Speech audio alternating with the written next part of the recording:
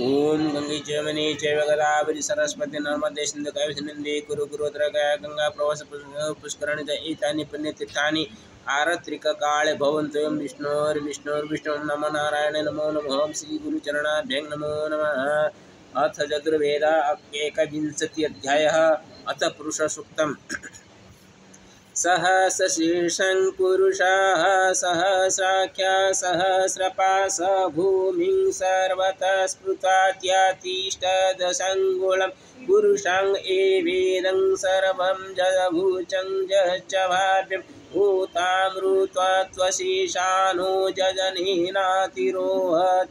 एतावानस्य महिमातो यायंश्च पुरुषाः पादोष्या विश्वभूतानि त्रिपादस्यामृतं दिवि त्रिपादूर्ध्वं उदित्पुरुषाः पादोस्याः भवत्पुनः ततो विश्वं व्यक्रमशासनासने अभिः ततो विराड जायत विराजो अधिपुरुषः स जातो अत्यरिच तपश्च भूमिमतो पुरा तस्माज्ज्ञा सर्वभूताः सम्भृतं पृषदाय पशुस्तं च कृमयव्यन्नारायण्याग्राम्याश्च जे तस्माज्ज्ञात् सर्वभूतरुचः समानीय गिरे छन्दं चिजगिरे तस्माज्जदुस्तस्माज्जायत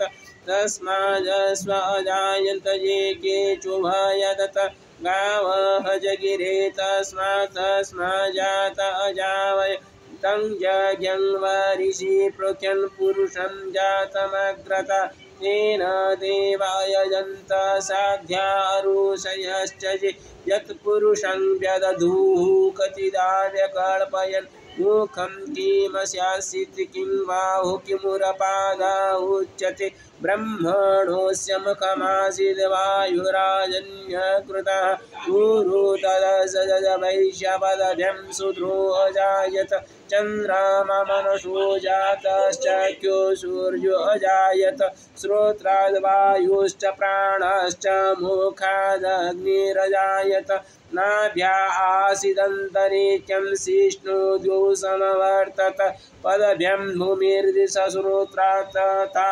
लोकान् अकल्पयन् यत्पुरुषेण हविषा देवा यज्ञमतन्वत वसन्तोऽस्यासीद् आज्यं ग्रीष्मम् ईद्मं शरद्भिः सप्ताशासनपरिधय स्त्रीसप्तासमिधः कृत देवा जज्ञं तन्मानाम् अवदन् पुरुषं पशुं यज्ञेन जगमयजन्त देवः तानि धर्माणि प्रथमान्यदेहनाकं महिमान् सचन्त यत्र पूर्वे साध्या सन्ति देवा अदव्या संवृता पृथिव्योरसा च विश्वकर्मण समवर्तता तस्य त्वष्टविदधत रूपमेति तन्मर्त्यस्य देवत्वमाजानमग्रे वेदाहमेतं पुरुषं महान्तमधीत्यवर्णं तमसः परस्तत् तमेव विदित्वातिमृत्युमेति नान्यः पन्था